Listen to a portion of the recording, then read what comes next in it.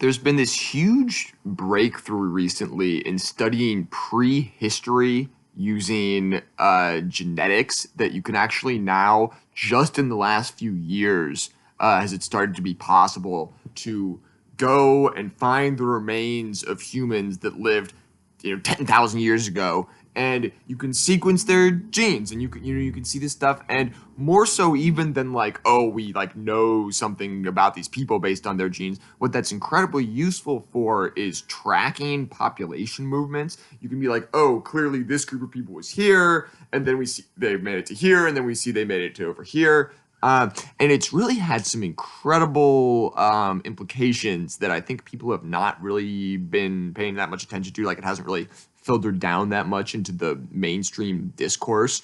And the big thing that was sort of mind blowing to me, that's kind of been pretty nailed down lately, is the Aryan global conquest and the domestication of the horse.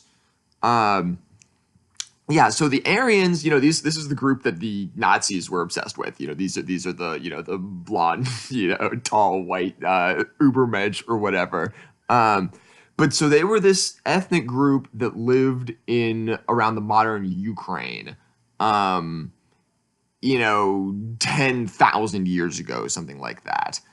And they're just the regular little human population living there. Human populations were scattered all over the earth. This is the Stone Age. They're just hunter-gatherer societies or very primitive agriculture.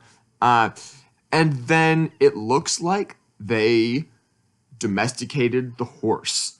That we've also done horse genetics, which are also very interesting. And it seems that the domestication of the horse goes back to just one event. All modern domesticated horses are descended from one male horse, one stallion that humans somehow got a hold of in this area in the Ukraine 10,000 years ago.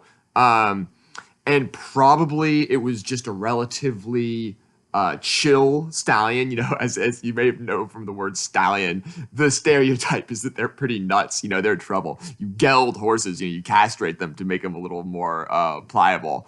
But so they got a hold of this stallion that they could control, this big, wild animal that they could kind of get a hold of. And then so, domesticated is more okay with humans, and it started having lots of children. The female line is much more diverse, so they probably had, a little herd of female horses, which are a bit more controllable. And then we're breeding this one male horse with them. And so it just became a thing that humans had, and turned out to be super handy. It doesn't look like they were originally riding these horses. Horses were much smaller back then, and riding, if you don't see people riding horses growing up like we do, and it's not the most intuitive thing. That seems pretty fucking intense. So I think it was more they would pull wagons was the big early thing. They could just some extra muscle power to pull loads. And then in battle, they rode on what we call chariots, but that seems like a little bit of the vision that produces in my mind is a little fancier than what these actually were. Picture a really shitty wooden cart with a couple of wheels and horses in front of it. And so you're standing on that, and so you can move much faster with these horses. You can throw people on it. It's intimidating. Or throw people on it. You can throw things at people from it. And it's apparently it was a very effective way to make war. And so this little group of people, this tribe that domesticated the original horses, just started fucking winning. That was a killer app for them. And they defeated the tribes around them and conquered them and absorbed them into their group. And generally that involves killing the men and and stealing their women. It was not great times. And so over thousands and thousands of years, that group spread out, started in the Ukraine, covered pretty much all of Europe, went into the Middle East, went all the way over to hit into China. And that it was just this explosion. And so another thing that ties into the genetics aspect of this is that that people have been aware for a while that you can kind of tell with our modern genes that something happened 10,000 years ago that killed off a huge proportion of the male population in Eurasia. And people talk about that as, oh, maybe there was some disease that hit men really hard, or maybe this or that, some cultural shift that became more patriarchal. Men had many more wives and more other men never had children. But it really looks like what that's about is these Aryans conquered the world, and the bloodlines of these world conquerors did spectacularly well, and the bloodlines of the menfolk of the places that they conquered did not make it much farther than that. And so then the breakdown of what this ended up looking like is that Northern Europe, there were native people there. They all died. And the modern Europeans are pretty much Aryans descended from this Ukrainian, barbarian horseman population. And then Southern Europe is a mix, about 50-50 of these Aryan conquerors and some people that were there before. It looks like they were maybe a little more civilized by the time the Aryans got to them. They had some culture and towns and technology and everything, and so they weren't as completely annihilated as these poor little hunter-gatherer groups that were just crushed. And so that's a mix. Then the Middle East also very mixed between the Aryans and the people who were there before, and then Iran, pretty Aryan. India is this crazy mix. Another wild thing that they found out with these genetics about India is that there's this idea of caste. And there's like the four big ones, the like priest caste, the warrior caste, but even more than that, there's 1,000 teeny little castes. It's a group of modern billion-person India. It's like 1 million people or multi-million people in one of these castes, or they can be much smaller. That basically only breed within themselves, and we can see now that that's been going on actually for thousands of years, that there's been barely any mixing between these groups. And then another very interesting aspect of it is that, and then you can see, India has a bit of a north to south divide. People in the south are much darker. People in the north are much lighter.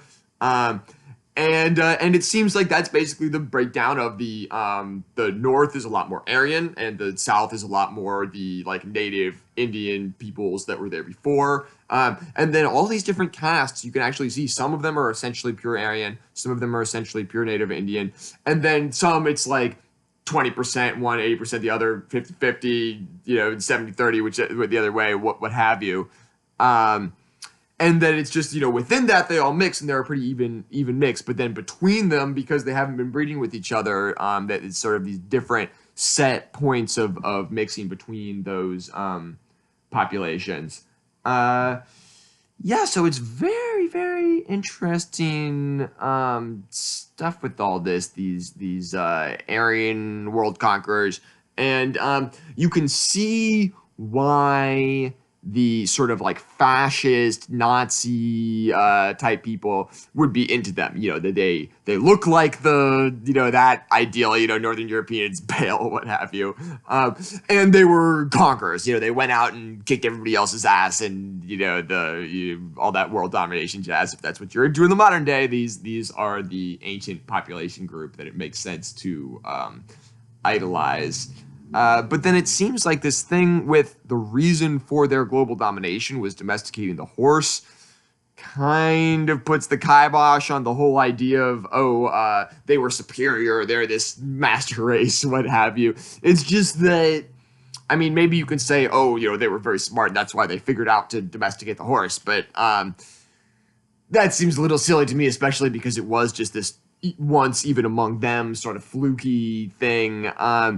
And so that it really does look like this random group of people that happened to develop this killer technology of horse domestication, happened to get that and then just rode that to dominance forever, and then haven't been any more, particularly impressive or unimpressive than other peoples since that. But man, did they make a lot of hay out of that move. And really, when you look at the history, they were the bad guys. The cultures in Europe that they slammed into and annihilated. I've been calling them sort of, oh, there were these hunter gatherers, and that's accurate. But they were these fairly densely populated, very very old civilizations that were very sophisticated. We've seen very spectacular art and sort of artifacts from these groups.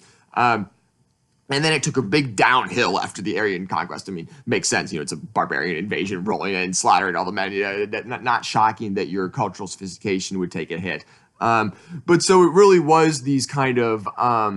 It's not that they were, these, beautiful, perfectly peaceful groups or whatever, but more like noble savages of these, old, stable, sophisticated societies that were then replaced by this. Slam into the next society, slaughter them, blah blah blah. Go to the next one, spreading barbarian invasion.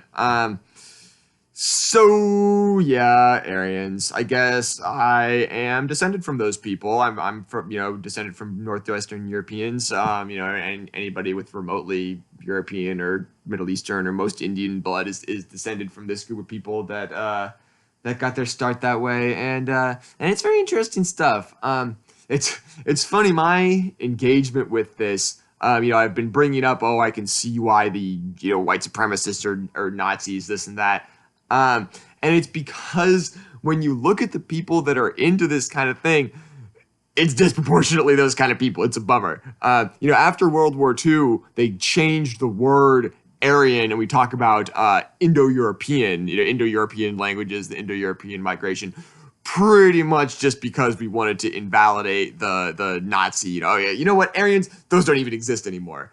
But so then when you have people who are really wanting to trace this, it's a lot of white supremacists and people who take that side, and it's very uncomfortable because they can be perfectly good at the studying and reporting on population movements and this sort of ethnographic prehistory stuff. But then they drop in these things that it's just like, oh, is that what you're going for? There's a decent number of areas of knowledge like that conservatives usually are the ones that have this problem, that generally just smart, knowledgeable people are farther to the left, and because that's the correct viewpoint. Makes sense that smart, knowledgeable people would move in that direction. And so then conservatives who get into different fields, feel very isolated and feel like, oh yeah, I'm reading this very interesting thing this guy said. What? Communism will win. This is an outrage. And so it's similar to that with some of the work going on in Aryan studies, what I might call it. The other big example of this that I think of that I engage with to some degree is finance, which I think is also very interesting and very important. And it turns out is disproportionately conservative, but because besides a few academics, most of the people that are into finance are people who work in finance. And so got to be a little bit of a monster to go work in finance. It's not a very moral thing to be doing. It's this sort of fucked up casino that doesn't produce anything for the economy and just aggregates resources to itself. It's like becoming a criminal to go work in finance. It's sort of an inherently selfish, I'll get mine. No need to do anything positive for people kind of move. No offense to anybody who's working in finance, gotta make that money, I guess. But so yeah, and so it's just a disproportionately conservative group, and so you go and you read about this stuff, and sometimes it's easy enough to gloss over. This thing about this finance, blah blah. Oh, and then he says something racist, and it's just fuck you. But I can still read your financial analysis. Where it actually gets trickier is when they combine it with conservative economics, because that's also what they believe, which are pretty bogus, which are pretty embarrassingly dumb. So you can have somebody who has a pretty sophisticated financial analysis, but then just worse than useless on macroeconomic analysis, and so it's tough to combine those things. This has really rambled off of the topic that I started on, and is by far the longest one of these that I've done so far. So I think I'm going to wrap up now. and maybe post more videos about other things later. Love you. Bye.